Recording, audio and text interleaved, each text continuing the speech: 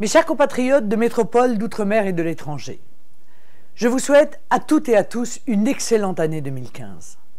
Mes vœux de bonheur et de santé vont à chacun d'entre vous. Je les adresse aussi avec une pensée particulière à celles et ceux à qui la vie réserve des épreuves difficiles.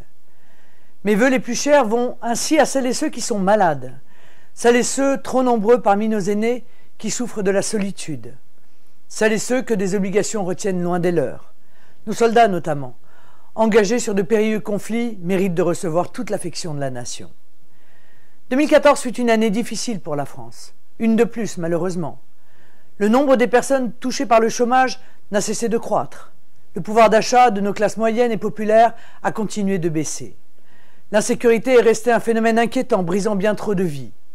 Et les plus grands maux dont souffre notre pays n'ont trouvé aucun remède.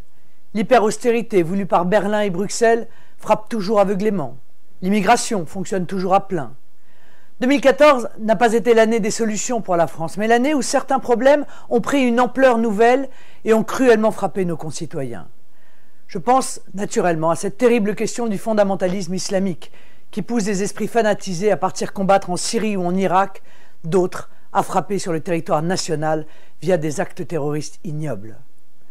En 2014, nos libertés ont encore reculé, notamment celle de s'exprimer librement, puisque le système a jugé bon de faire taire l'une des seules voix dissonantes en France. 2014 ne pouvait pas être une belle année pour la France, parce que 2014 a vu le pouvoir socialiste s'accrocher pour survivre sourd à l'immense contestation populaire.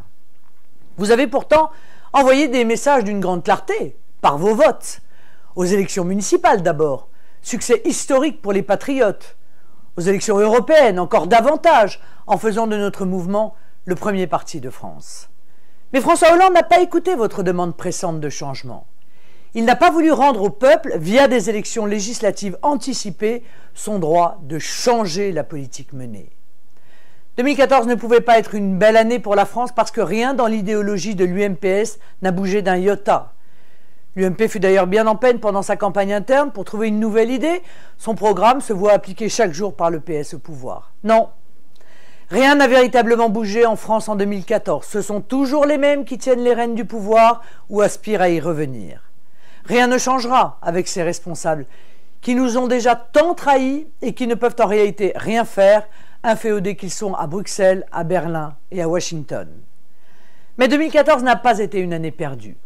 Parce que le camp des patriotes a continué de poser les pierres de son chemin vers le pouvoir. Nos gains électoraux, notre implantation locale, notre professionnalisation, notre ouverture sur de nouvelles thématiques et notre capacité à rassembler en témoignent les nouveaux ralliements intervenus ces derniers temps, faisant venir à nous des personnalités de tous horizons. Ces atouts qui sont les nôtres nous rapprochent chaque jour un peu plus du pouvoir. Le PS n'est plus rien, l'UMP n'a pas réussi à se relever.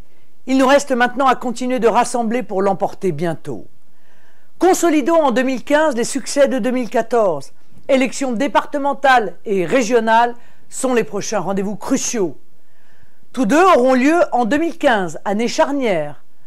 Alors que cette nouvelle année vous soit aussi bonne que possible et aussi profitable que possible. Avec nous, chaque jour, mettez un peu d'énergie à faire gagner le peuple français, en rendant de plus en plus sûre la victoire de la France, des patriotes et de l'avenir français.